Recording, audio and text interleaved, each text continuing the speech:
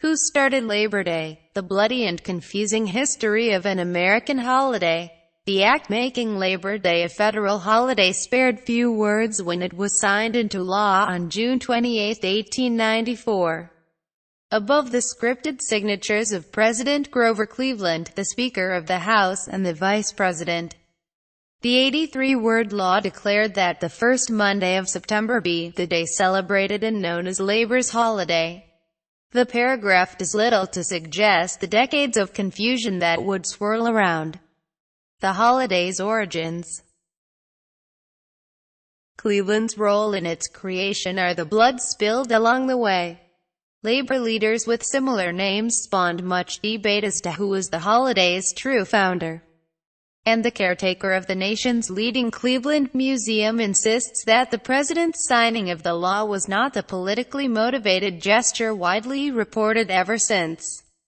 The first Labor Day celebrations took place more than a decade before it became a federal holiday. Many sources point to Peter J. McGuire, founder of the United Brotherhood of Carpenters and Joiners of America and an early leader of the American Federation of Labor, who suggested the celebration to the Central Labor Union of New York as the holiday's progenitor.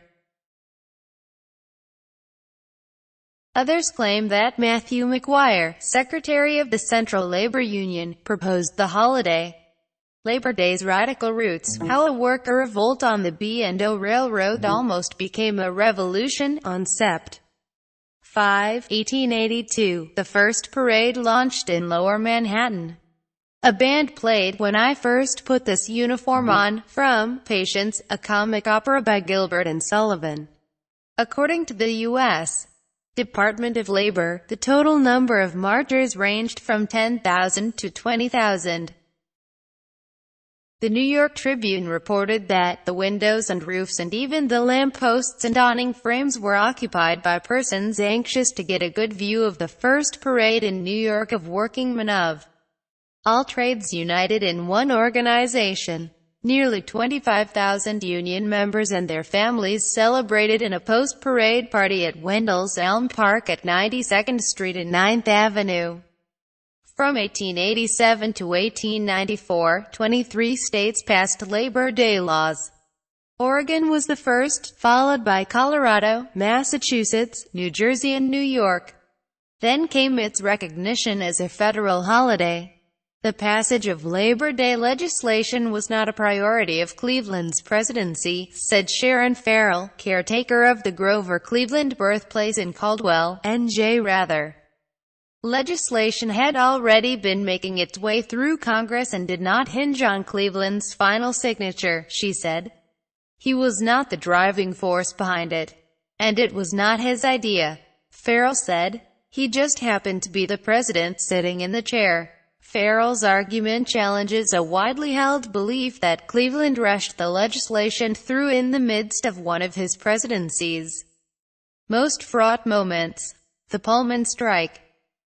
In an essay titled, "The Government in the Chicago Strike of 1894", Cleveland wrote that, "Very determined and ugly labor disturbance broke out in the city of Chicago. Almost in a night it grew to full proportions of malevolence and danger," he wrote. Rioting and violence were its early accompaniments, and it spread so swiftly that within a few days it had reached nearly the entire western and southwestern sections of our county. The railroad strike and boycott lasted May 11 to July 20, 1894, disrupting rail traffic for much of that summer. In response to the economic depression that began in 1893, the Pullman Palace Car Company, which manufactured railroad cars, cut the wages of its workers 25%. A group of workers tried to address their grievances with company president George M. Pullman, but he refused to meet with them and ordered them fired. A delegation of workers then voted to strike, marching out of work on May 11. 35% of Pullman workers were represented by the American Railway Union at the time of the strike. The workers believed the union would back the strike, but it wasn't clear exactly how, because the Pullman workers did not directly work on the railroads.